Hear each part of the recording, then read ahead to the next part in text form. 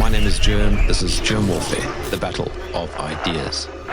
Dan, the last time you and I did recording together was, I actually think before the whole COVID era. I mean, a lot of time has passed. A lot has happened. But here in South Africa, not that much has happened. I mean, we still talk about the same stuff we were talking about years ago, sort of domestically. But for those... Yeah, it feels like Groundhog Day in a way.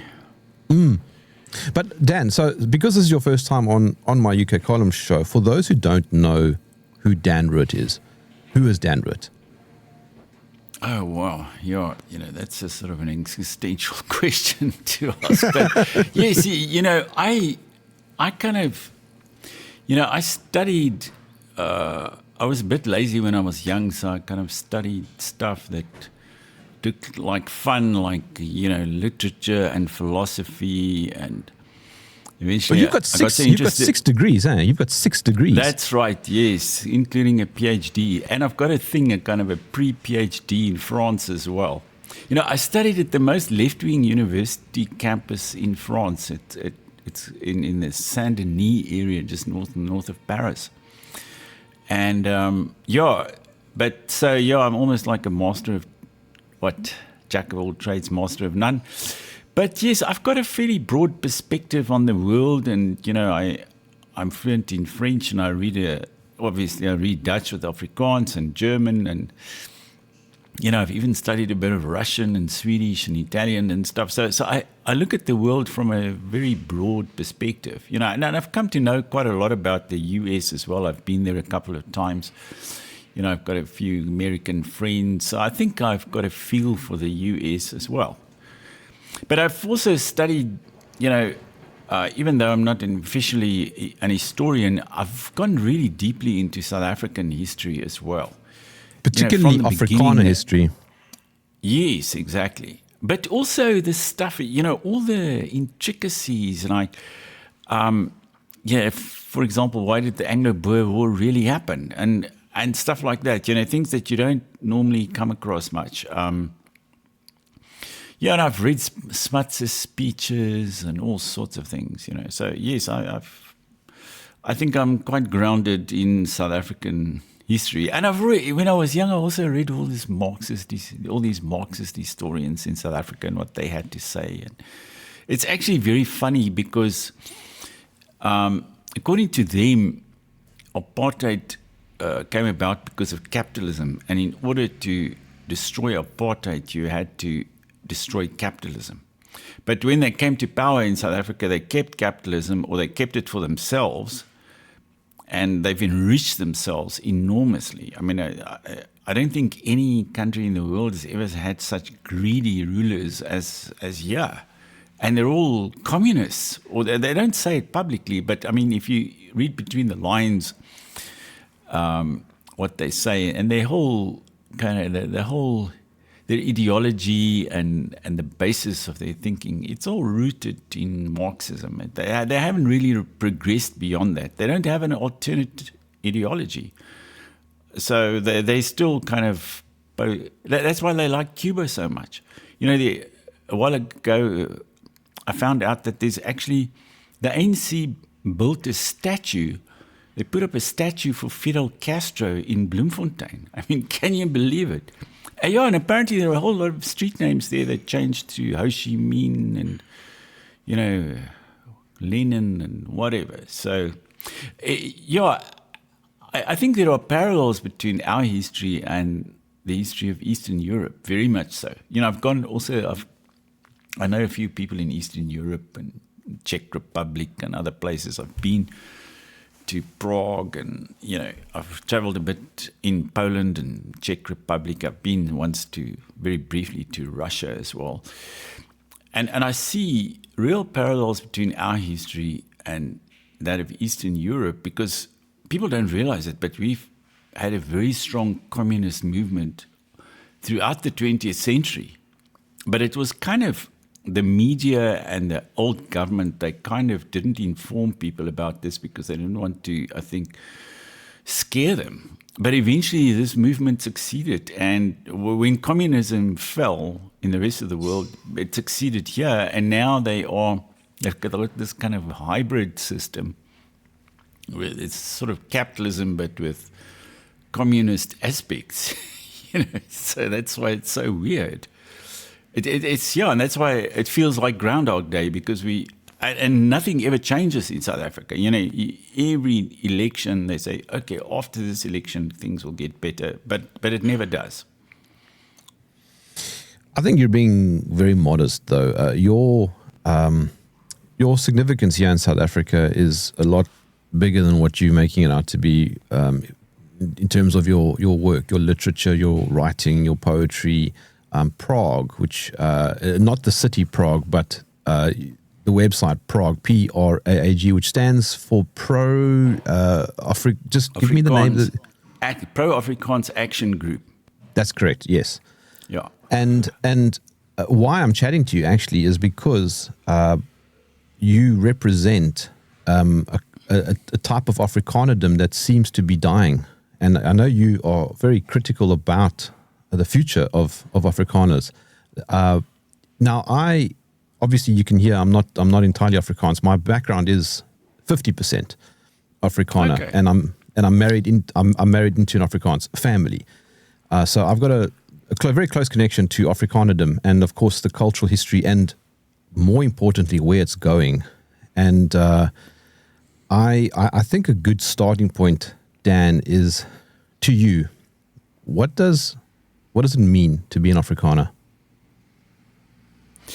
Well, lately I've come to think it's sort of being, it's sort of trying to escape from the empire in a way, because we escape. The Dutch Empire came here and they founded South Africa in 1652, but within a few years we started moving away from them, and we got some sort of titular freedom by having, they dished out a few farms to us, in 1657. And from that moment on, we became rooted here. And then we've been moving away from, the Dutch East India Company first, and then the British Empire, and we trekked inland and so on. But they pursued us all the time. And eventually we had almost a utopian situation with the bird republics here in the north. And, especially when gold was discovered, first diamonds and then gold, and we could have become another Switzerland. I mean, it would have been so brilliant. The Transvaal was the motor of South Africa. It became the motor of the South African economy afterwards, and almost of the whole subcontinent. And if that if it hadn't been for the Anglo-Boer War, I think, it would have been completely different. But we're always in a fight, with the empire. And eventually, in the 20th century, there was sort of reconciliation between Boer and Britain in South Africa, and then we became very successful. We became the 20th biggest economy in the world, and we were developing very rapidly. But again, then the empire kind of changed, and it became this sort of a quasi-multicultural empire, and you had the big left-wing movement in the 1960s in the West. And again, then they came down hard on us, sanctions, and they took out they pulled this kind of rabbit out of their hat in the form of this very weird quasi-communist thing called the ANC, which was a sort of a conspiracy in a way. That's what Roodt called them back in the 1960s. He said it was a kind of a communist conspiracy. And eventually they sort of handed the country on a plate to them. And since then, we've had a new set of problems that's getting worse by the day. Every day we've got a WhatsApp group for our complex here, our gated community. And the most important thing is just to keep track of whether we're going to have water or not for the day. It's like, it's absurd. And before, it was never like that. As a child or as a student, I can't recall that we were ever without water. It never happened. And now it happens every other week. And electricity. It's crazy. And electricity, of course. yeah, we had the various crises around what they call load shedding. But back to your question, what does it mean to be an Afrikaner? It's a, the other thing, first of all, the first point, we've been trying to flee from the empire. And then secondly, this kind of rootedness in Africa, it's a very, on the one hand, it's a very beautiful thing, but on the other hand, it's also very painful because you run into very many problems, and we've been massacred, and in the 19th century especially, by... With the concentration camps. Yeah, but even before that, during the Great Trek, I mean, you know about the whole thing with Piet Retief. Actually, but what the amazing thing is that we've got so many beautiful historical writings and novels and so on. I've got a friend down in the Cape, but she's also actually from the northern Transvaal, but she lost her family farm. Her father was a farmer, and she lost it. She inherited it, but she lost it because there was a land claim on her land. And she now lives in the Western Cape, and she's written about 15 novels. And I recently read a thing by her. It's called Blood Lily, if you had to translate the title. And it's a really beautiful book, and it's set in the 19th century. And it's about Piet Retief's wife, because she survived, because she didn't go. Obviously, only the men went to the Zulu kraal, the 80 men, and got massacred. Let me just jump in there, Dan. So for my international audience, who was Piet Retief and why was he important? Okay, Piet Retief was an Afrikaner leader, and he was the leader of the voortrekkers, the people who trekked inland. Now, this word trek is an Afrikaans word. It means to go on a long journey, a long, arduous journey. And that's why they talk about Star Trek, we gave this word to the world because of this trek inland. 1/3 of the people in the Cape colony at the time decided, no, this is it. We're going to leave. We're just going to go inland, trek to the interior and seek some new land there. And that's what happened. And he was the leader, and he negotiated for land with the Zulu king, Dingaan. And then Dingaan betrayed him. He ambushed him right inside his own kraal, where he invited them there, and then he told them, leave your weapons outside, because it's not etiquette to come to me with your weapons. And they were naive enough. Piet Retief was naive enough and trusting enough to actually, he was a bit paranoid about that, I think, but they left the weapons outside, and then they just got massacred. They got tortured to death and so on. So that was terrible. And then the Zulus went and they massacred another 500 women and children as well. And of course, then afterwards there was the great battle, the Battle of Blood River, on 16 December 1838, and then we triumphed over the Zulus, and people compare that, to some of the Gates of Vienna or the Battle of the Greeks against the Persians. It was a very significant battle in South African history, and that sort of opened up the interior to European settlement, and that's how South Africa came about.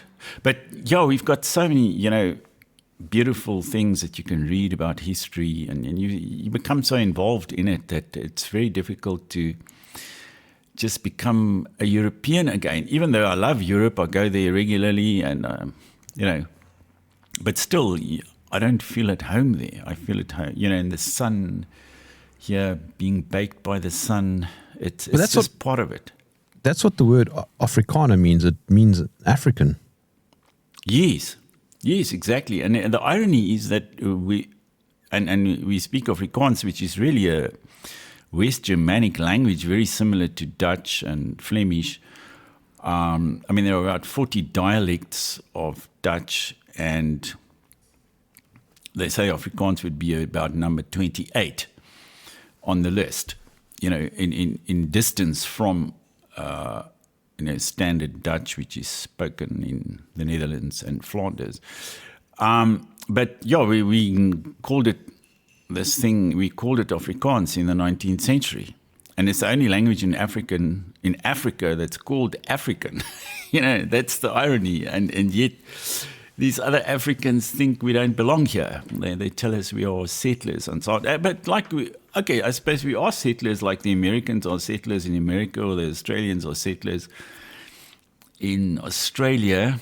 And even most of the Europeans are settlers in their countries because they came from maybe 1,000 or 2,000 years ago. They came from another place. So I don't think it's necessarily bad to be a settler. The people who, there have been population movements, people who trekked around throughout history. And I also object to this kind of autochthonous ideology that you find here, especially under this regime. It's so artificial and dishonest, really. You mentioned the Great Trek and the Afrikaners who left the Cape Colony to go inland. Now, those would be considered the Boers. Am I right? Yeah, although, I don't see... Look, I think in the British media at the time, they used this word Boer a lot, especially during the Anglo-Boer War, and therefore it became a sort of an international term at the time. It was used in German and Russian and whatever at the time. But in the sort of the more cultural movement in the 20th century, we had a tremendous kind of a nationalist movement in the 20th century that established the term Afrikaner more than Boer. So I would say it's a little bit like, in French, they talk about the Gauls. The French call themselves Gauls sometimes, but that's a sort of a more like what would you call it? A sort of an endearing sort of a term. Yeah, it's more an historical term. It's more of a kind of almost a jocular term. But the real nationality is really Frenchman, and in a way I see it that way. And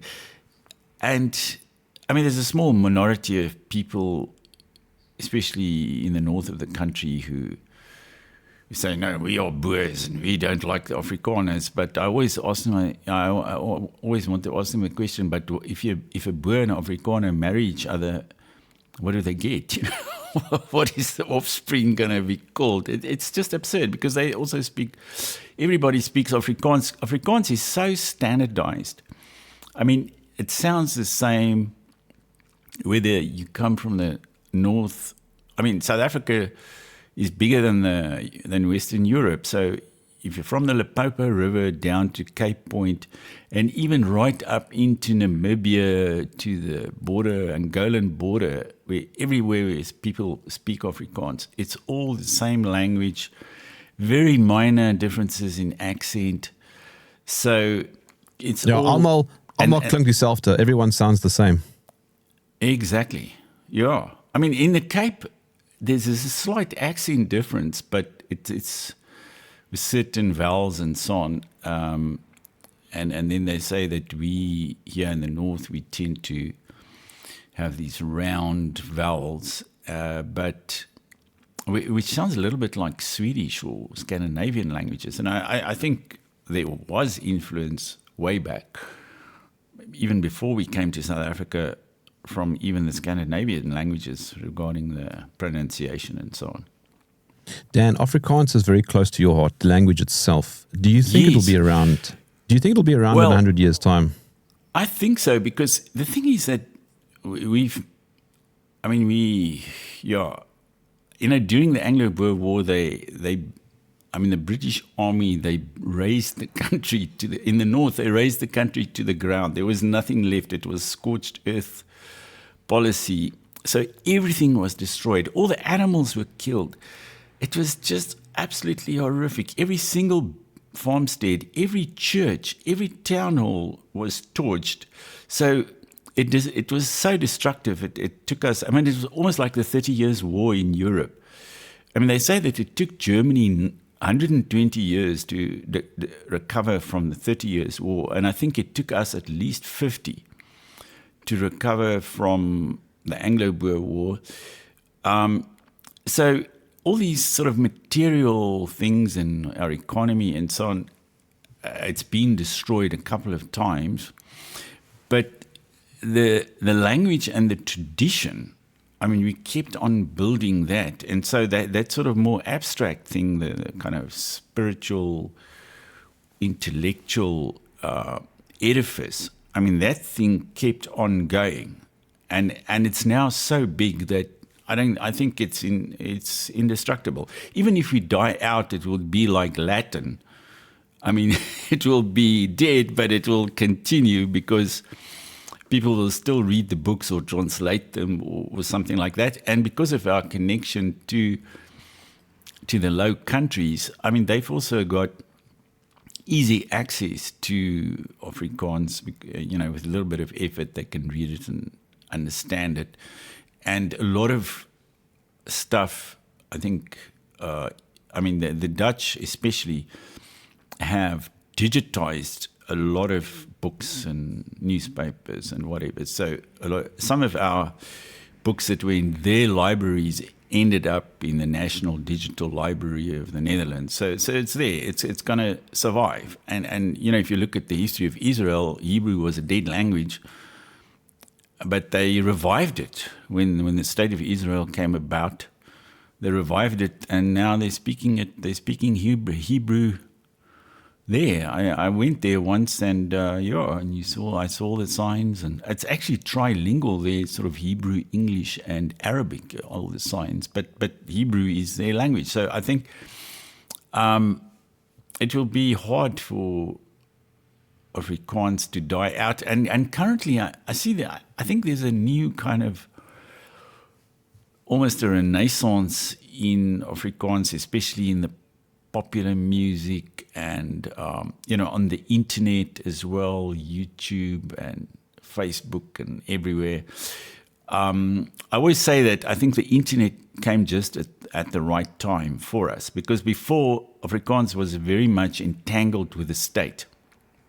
It was, it was spoken in the parliament, and lots of Afrikaners worked in government, and there were official translators who kept the country bilingual, and they also gave a lot of support to culture. Because in the 1930s, there was a huge cultural movement, and especially in theatre, you had these actors who moved around and in the countryside, and they would perform in town halls and church halls and so on. And out of that, after 1948, it developed this kind of European style formal theatre and opera and whatever, and that with a lot of state support, as in most European countries. But the ANC immediately they immediately cancelled that. So then Afrikaans was sort of cut off from funding, and we had to go back to where we were in the 1930s almost. But I think there's now a new kind of very passionate movement, and especially in the literature and books and so on, the Afrikaans as an academic subject. I mean, that's amazingly vibrant, and people are writing all sorts of interesting things. And, I think I once asked Grok or something, and as regarding literature, Afrikaans is by far the biggest tradition on the African continent. I mean, there are more than 100 million Egyptians, but we've produced more books than they have. So it's... And I think the main challenge for us is to share it with the rest of the world in a way. Because I think a lot of experiences that we've had here and that we've described in very intimate terms can be very useful for the rest of the world, now that they are encountering very similar problems of confronting other cultures that are radically different from theirs, and where they also have to live with violence and, and this kind of cultural divide and communications divide. And in very subtle ways, we've been, documenting that in fiction and non-fiction for ages. And that stuff should be translated, and it should be read in the rest of the world. I think we've got something to bring to the West, because we've been experiencing these sorts of things for 400 years. I mean, even in the beginning, in the 1650s, there were already problems with crime and so on that the Dutch East India Company experienced in the 1650s. So they had to try and work around that, and that's why they built that hedge or something, which people said was the beginning of apartheid. But they needed that hedge in order to protect their livestock from theft, and we've been living with that problem up until the present. Yeah, you mentioned apartheid, and it's always important to note that it wasn't the Afrikaner who was the architect of apartheid. It actually was the British. Cecil Rhodes, back in the late 1800s, was already forming the foundations for apartheid. Yeah, although I think, apartheid, the word and the concept, once it became internationalized, it developed a life of its own. That's why they now apply it to Israel and things like that. And, when the Soviet Union and Guinea sponsored, the UN General Assembly resolution in the early 1970s to declare apartheid a crime against humanity, in order to really deflect from the human rights violations in the old Soviet Union and in Eastern Europe. I mean, there's a whole history there that goes back to the 1950s, when, especially after the invasion of Hungary by the Soviet Union, where they needed to focus on some other country in order to deflect from the criticism that they were getting. And they specifically chose South Africa for that. So there was a lot of state involvement, other states in developing this notion of apartheid as a great crime. Whereas in Afrikaans, you don't find that at all. It's even to this day, and people don't use it that much as well, the term in Afrikaans. It's very different. I mean, we more look at the reality behind the language, behind the terms or the terminology. And it's I think it became a sort of a label that's also divorced from reality in very many respects. But regarding Rhodes, he did actually give the Transkei some nominal independence in the 1890s. They already had some form of a parliament there. So in actual fact, that was then the beginning of this notion of separate development and so on. You're right. But there's sort of what they call petty apartheid, or the segregation, that you also found in the southern United States. I think that came, with the British Empire and the Anglo-Saxons. I mean, they also practiced it. It wasn't so much a Dutch thing. It was the strict segregation of facilities and separate but equal. That was an Anglo-Saxon thing. And but of course, we sort of formalized it because we are very, very disciplined, and we like rules. So, we formalized it, and then we sort of dismantled it afterwards. But and even but the irony is, once that we started reforming all of these things, and then that was when the rest of the world hated us the most. They didn't hate us when we had separate entrances in, in the post office or in what we call here bottle stores or liquor stores. I remember when I was a student, I did some holiday, or I worked on Saturdays in a liquor store, and that was segregated. You had the white side, and then you had the black side where you were, and the white side was sort of self-service. You could take you take your liquor off the shelves and then go to the cashier and pay for that. But the black side was you were behind a counter. Although the liquor was behind a counter, and people stood in front of the counter and then said, no, I want such and such a drink, bottle of that, or this. And there's a completely different market. Well, at that time, there were completely different markets and different brands for black and white as well. The black people preferred they had certain brands that they liked, and funny sort of like fortified wine, or there was sort of mixtures of wine and brandy and stuff like that they preferred. And you would never find those drinks on the white side. So I worked in this thing. It was quite, there were these students. We were 2 or 3 students on a Saturday behind the counter, serving all these black people who'd come in to buy their liquor for the weekend. And sometimes we were extremely busy as well.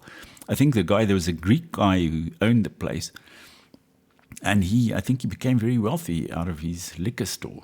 But that was sort of a practical example of how it operated. But it wasn't, I'm not sure if it was laid down by the law that way, but it was sort of a custom, and nobody really questioned it until it became a very controversial issue.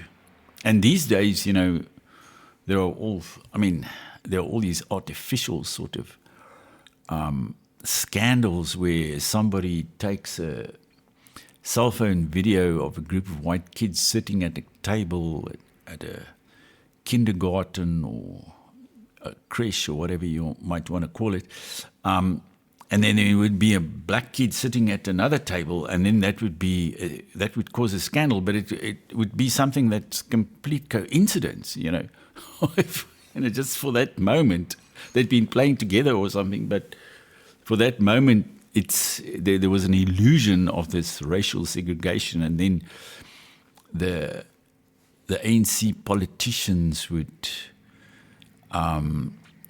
come down hard on the school and fine them or accuse them of racism and so on. So there are all these kind of culture wars around racism swirling all the time in South Africa. And that's also very artificial, because my experience is that, there are still fairly, apart from, formal politics, I think there are very good race relations in South Africa. People are very polite towards one another. There's never really been a big problem, except what they call the optics to the outside world. That was the main problem. It wasn't an internal thing. Well, this is true. Yeah, this is exactly true. We go away quite often, for weekends away. We'll go on a road trip around the Western Cape here, drive 2 or 3 or 4 hours for a couple nights. And we always see, different groups of people, colored, black, whatever, right? And there is never conflict. Everybody gets on well. It seems to be a completely artificially manufactured media top-down imposition that we all hate one another. Exactly. Now you've summed it up there. It was an artificially manufactured top-down media campaign and there were people behind it overseas, and then the people locally who supported it were very rich people in Johannesburg and Cape Town, who were so rich that they still are, and they're completely insulated from any of the effects of their politics. And their politics has now had disastrous effects on South Africa. This is almost like a failed state. Well, I think it is a failed state. I think it is a failed state. Yeah, it is a failed state. Definitely. Definitely. I mean, it's so corrupt that I don't think it can ever be. It's sort of like a Humpty Dumpty state. All the king's horses and all the king's men will never put it together again. But that's sort of the beauty also of our story, Dan. Our story is one of constant conflict. If you go all the way back to the 1600s, it's never been peaceful here in that sense. We've always had foreign interests, for example, also trying to infiltrate. I think after the Anglo-Boer War, after 1902, until this kind of terrorist campaign started in the early 1960s, but even then it wasn't that bad because the damage was fairly limited. It picked up in the 70s and 80s. Yeah, true. But for about 70 or 80 years, South Africa was very peaceful, and more of our people died in the First and the Second World War than ever died here in conflict. That's the irony.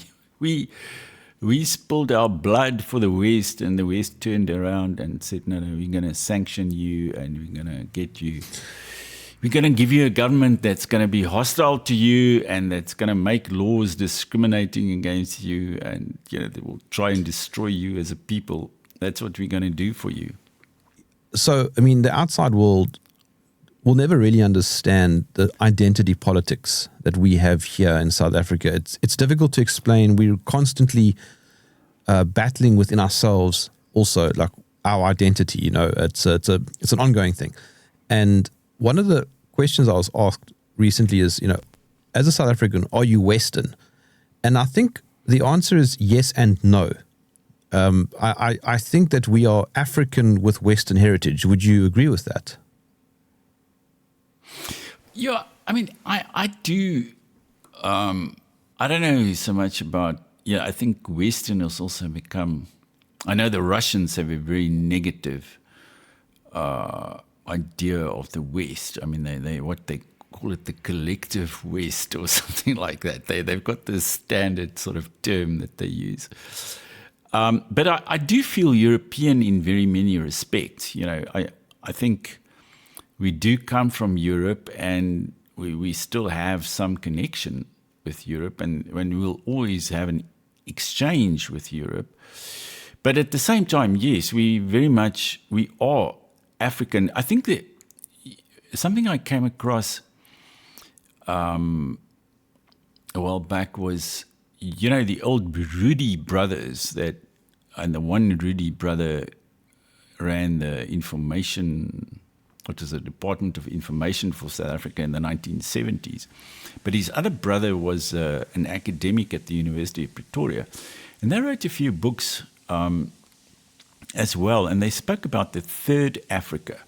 Because, I was very interesting on this topic. About 3 weeks ago, I was in Antwerp at a translation conference, all to do with Dutch translation and so on.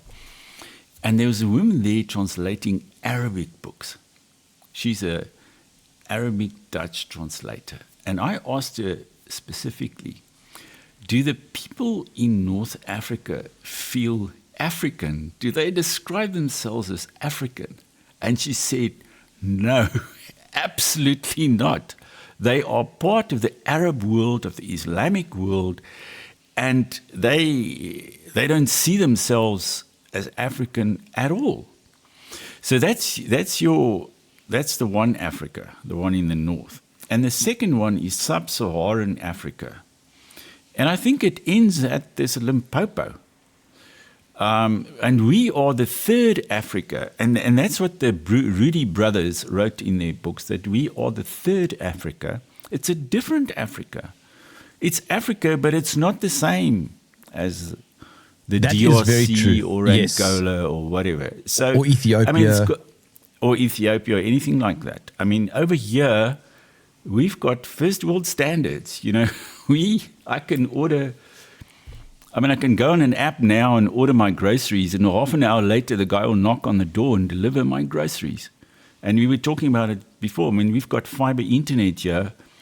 We've got faster internet than many parts of the US. So we are integrated into the first world. And we've always been integrated into the first world, financially, economically, etc., etc. You know, we've been part of that. I mean, we're not, because if you look at Africa, there's very little intra-African trade. You know, Zimbabwe doesn't trade much with the DRC. Zimbabwe trades more with countries in Europe, or especially these days with China, than they do with the countries around them. And we've been always integrated in the Western system in a way. So that makes us very much different. Another interesting term that I've come across, there's a French guy who is also very, very knowledgeable about South Africa and Africa generally. His name is Bernard Lugan, Lugan.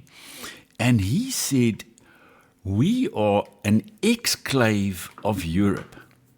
And that's an interesting idea as well. You know, we're not an African enclave.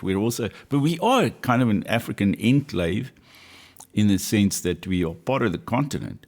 But at the same time, we're also an exclave of Europe. We're way out there geographically, but wow, we're still, I mean, you can go to a classical music concert in Pretoria and you can, you know, we can study French or German or whatever.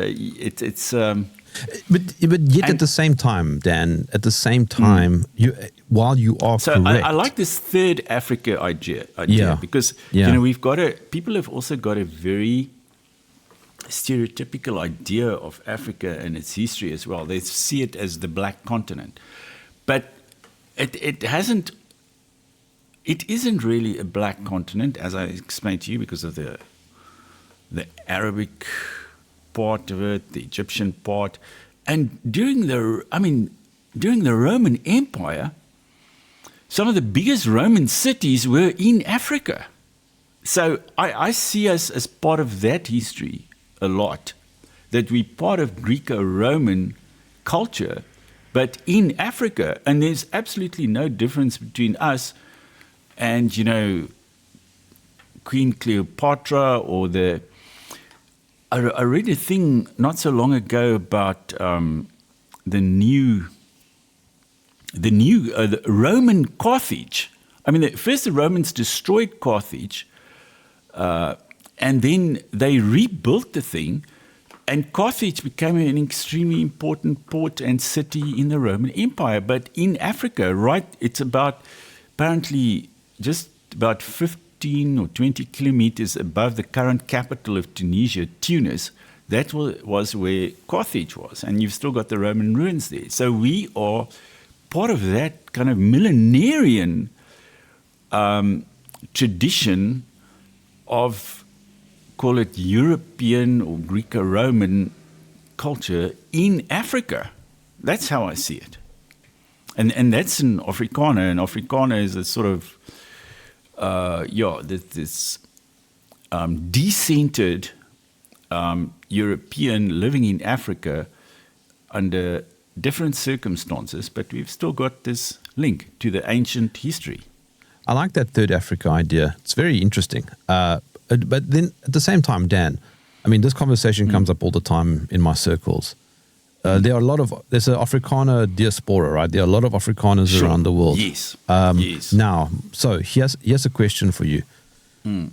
Will they remain Afrikaners, or is Afrikanerdom designed by its own making to be here on the African continent? Yeah, I think it is very difficult to kind of. Well, let me give you an example. So I've got we all have got close friends who've emigrated, and I've got the same. I've got close friends who immigrated to Canada, let's say, I think 14 or 15 years ago. They had a child. The child was born in Canada. The child is Canadian.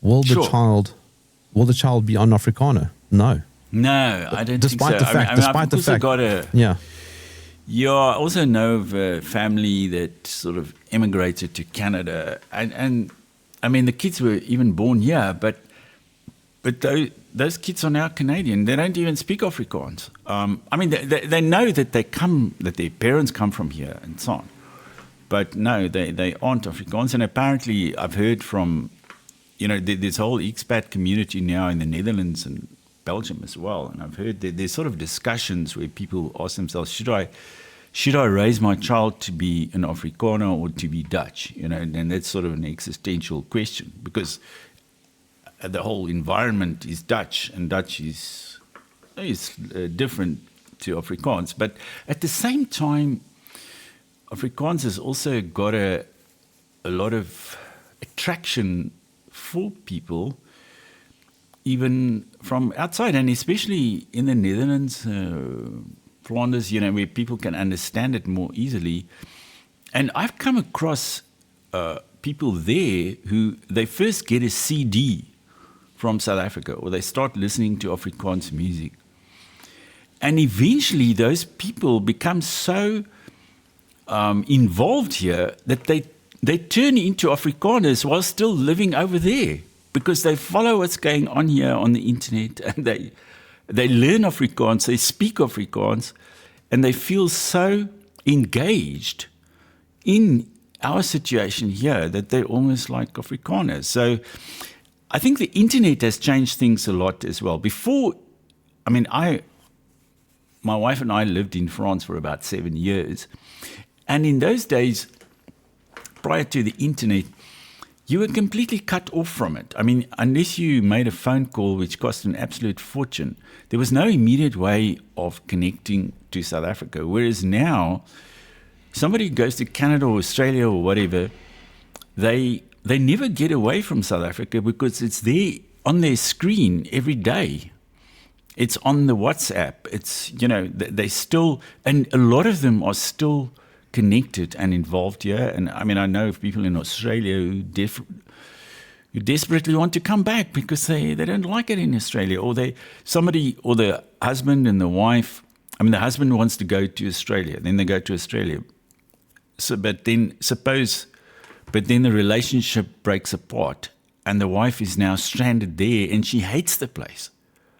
So, and those people remain Afrikaners, even though they feel trapped in Australia or trapped in Canada or whatever, but they remain Afrikaners, So it's a very, I think we are, so this notion of being decentered, I said in Afrikaner was sort of a decentered European meal, because we live outside Europe. But in a way, with the internet now, you find these decentered Afrikaners in other countries in the Middle East or Australia or the Netherlands, Canada, USA, and so on. The Netherlands is now so, it's economically a very dynamic country, so it's actually pulling in a lot of Afrikaners from here as well. Before, it wasn't one of the big destinations for immigrants, but it's becoming that now. So, which is also kind of interesting, because it's it's culturally quite close, and people pick up Dutch in no time, and the Dutch now know that, of course, and that's why they seek out our trained people, because they need us. What's funny though, we've got this brain drain going on. I remember I was in Amsterdam with my wife just a few years ago, and we were with Dutch friends of ours, and they were making the joke that Afrikaans is frowned upon. It's seen as like the kitchen version of Dutch. Yeah, it's like we are the peasant classes. Yes, yeah. There's sure, because Afrikaans has got a sort of a simplified grammar, but the thing is that if you go deeper into it, you find out that I mean, the Scandinavian languages also have a simplified grammar. And, Dutch compared to French, Italian, or Russian is also very simplified. So, it's all kind of a question of degree. But okay, I'll tell you now that 3 weeks ago when I was in Antwerp, there was a sort of a thing in a bookshop, gathering in a bookshop, which was part of this conference. And there I read a few pages of Afrikaans. And my daughter was there as well. And she, I was just reading it, but she was watching the audience and so on. And they were very much, they were intensely involved with what I was reading. They could understand it very well, and they were moved by it. So I think Afrikaans has a great potential also. I mean, it's already a language that, in Southern Africa is sort of, it's got more second language speakers than first language speakers. Whereas, something like Dutch, it's only really people born in the Netherlands or Flanders who speak Dutch. It's not studied that much outside of those two countries. Whereas Afrikaans sort of lives in a large geographic area in South Africa, and it's a lingua franca in some places. So there's sort of an international, it's got a sort of a regional connotation as well. So I think it could, but in a way, Afrikaans could also go back to Europe in a way. I think it could, because, in the north of Germany, about 20 million people used to speak Low German, which is also very close to Afrikaans and Dutch and so on. So in a way, and they lost that heritage, but in a way we are part of their heritage, because some of the people who came here after the 30 Years' War, a lot of Germans also came here. And that's why they were integrated so easily, because they already spoke a form. I mean, their languages or their dialects were already so close to ours. It was part of the same thing, in fact. Yeah, so I mean, if you go back in our history, I mean, one of the questions that you could ask is, when did Afrikanerdom begin? You could probably say around the early 1700s. Yeah, exactly. There was this famous guy who was drunk or something, and he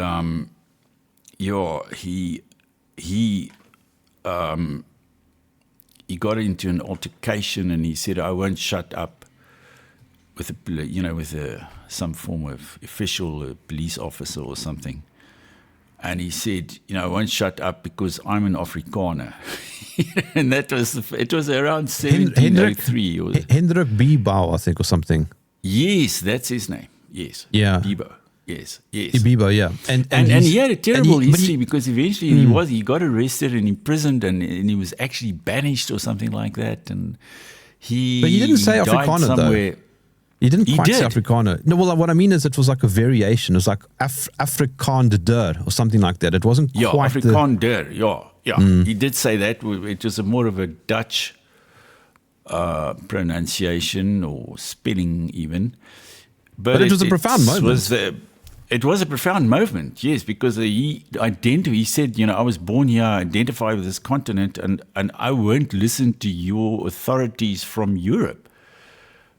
And that comes back to what I was saying, that we've also always been in revolt against that overseas empire, which first was the VOC, or the Dutch East India Company, and then when the British Empire obviously took over from them. And so this revolt against the empire, that in a way, it's very similar to the U.S. identity as well, because they also, Americanism also started when they decided to declare themselves independent from Britain.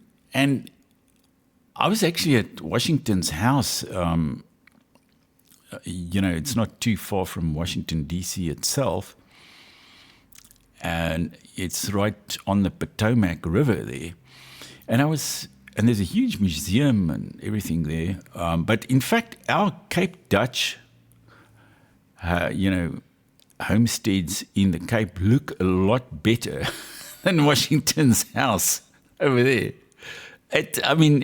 Our stuff is just quality-wise so much. Yeah, it's on a much better level than theirs was in the 17th century. So, but yeah, I was going to say I live on a farm that's been here since the 1700s, and we've still got those Cape Dutch houses. I mean, the one is the manor house where the owner of the farm lives, and one of the others now is a little coffee shop or restaurant, and they've got a few guest houses, but they're still the original Cape Dutch houses. And they're beautiful. Yes, exactly. But I was going to make another point there, which I've now kind of. Sorry, I interrupted. No, it's fine. You were talking about Washington's house, the quality. You were talking about the quality. Yeah, the quality of it. Yeah. Oh, yes, but I know that the point was that, and then we went to. They've got this huge museum, there. It must have cost millions of dollars. I won't go too much into it, the whole history of how the museum came about, but then I asked one of my American hosts there, and so you had all these battles against the British, just like we did. He said, yes, but we were absolutely massacred by the British. And if the French hadn't intervened on our side, we would have lost the War of Independence. And then the light went up for me. The US became independent with the help of France. On their own, the American farmers would never have been able to become independent from Britain. But our tragedy is that the Germans and the French and everybody, we were left alone. We had to face Britain alone at the peak of its power. And that's the great tragedy, in a way, that we never managed. I mean, we lost that battle, whereas the Americans won theirs thanks to the French. So that makes it different as well. We sort of on our own. We've never been helped. We had to fight the Russians in Angola and the Cubans and so on. So we have to fight our own battles. But I think as Nietzsche said, what doesn't kill me makes me stronger. And I get that impression now that we are getting stronger. And I can see this sort of hysteria in the liberal media in South Africa because they can sense that the Afrikaners are regrouping and they are getting more and more organized. And, I've got a Greek brother-in-law, he's sort of half Greek, half English or something, but he speaks fluent Afrikaans. And he told me once that the first time when he realized that, this Afrikaners were very much different to anything he'd experienced in a sort of an English-speaking environment as a child and so on, was when he went to a primary school athletics meeting. He found that it was so well organized and everything ran like clockwork. And then he realized that these people, these ordinary Afrikaners, they've just got a capacity for organization that's unmatched. Maybe the Germans before they got completely wiped out in 2 world wars, or the Austrians or the Swiss. Yeah, I think the Swiss have still got that they can organize themselves, in a very effective way, which I think explains the economic success of Switzerland as well. But we've got that capacity that we can organize. And out of almost nothing, you can take a couple of farmers there out in the bush and tell them, do such and such. And within an hour, it will happen. I mean, there was even one of the best examples of that I have. There was a riot in a private prison up in the north, in the Limpopo province, or what we used to call the far northern Transvaal. And the head of the police, the head of the prison,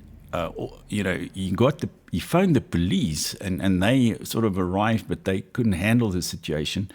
And he eventually, out of desperation, he called the local farmers association. And within an hour, about 60 guys in bakkies, as we call it, or pickup trucks, arrived, and they sorted the thing out, within minutes, and then it was done. So, and people fear that. I think in South Africa, the government fears that, and the liberals fear that as well. They know if this Afrikaner machine wakes up, you won't stop it. I mean, it will just roll over everything in its path, like we have been able to do a lot of the times in the past. Especially also in the old politics, which depended on organization as well, and that was very successful. I mean, we out-organized the English speakers in this country. That's eventually how we under the old system we became so dominant, because we were just better organized. Afrikaans is more spoken in South Africa than English. Yeah, that's true, especially with with the brown people, the coloured people in the Western Cape, who also 80% of them also speak Afrikaans, and they've got I mean, they used to have a lot of kids as well, so they grew from about 400,000 people to 4 or 5 million over a few decades. So the majority of Afrikaans speakers now are the coloured people of the Western Cape. And there are all sorts of issues there as well, because there are some leftists who want to create a new language for them. But I don't see that getting anywhere, because creating a new language from scratch is, that's a big job. And I don't see that happening. All right, Dan, I'm looking at the time. How can I follow your work? Yeah, well, I'm on Twitter, Dan Roodt, or X as it's called now, and on Facebook. And there's a YouTube channel mainly in Afrikaans called Praag TV, Praag TV. And there's even a website, similar website, praag.tv, where you can see all the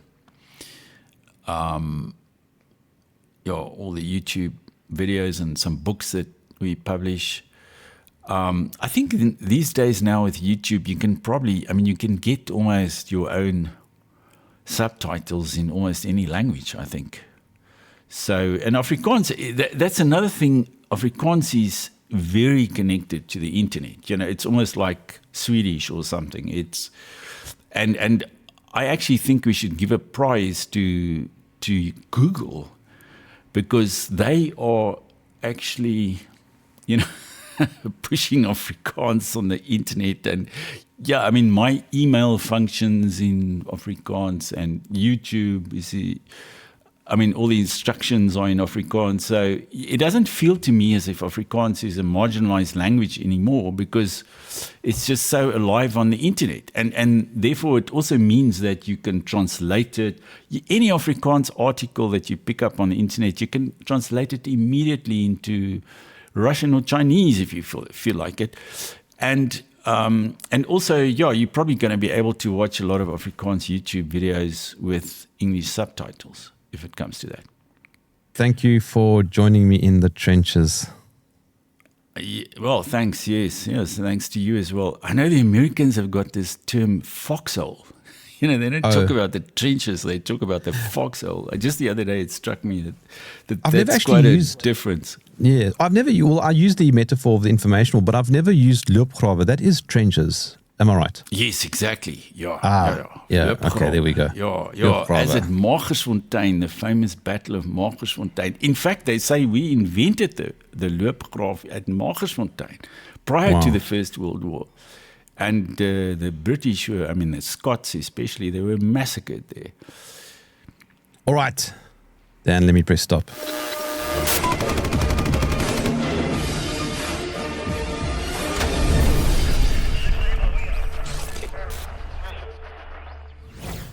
Thank you for watching to the end of this video. If you got value from it, consider joining as a channel member, which directly supports what we do here. The link is right below. And if you're hungry for more, here are 2 more videos for you, and we'll see you in the next one.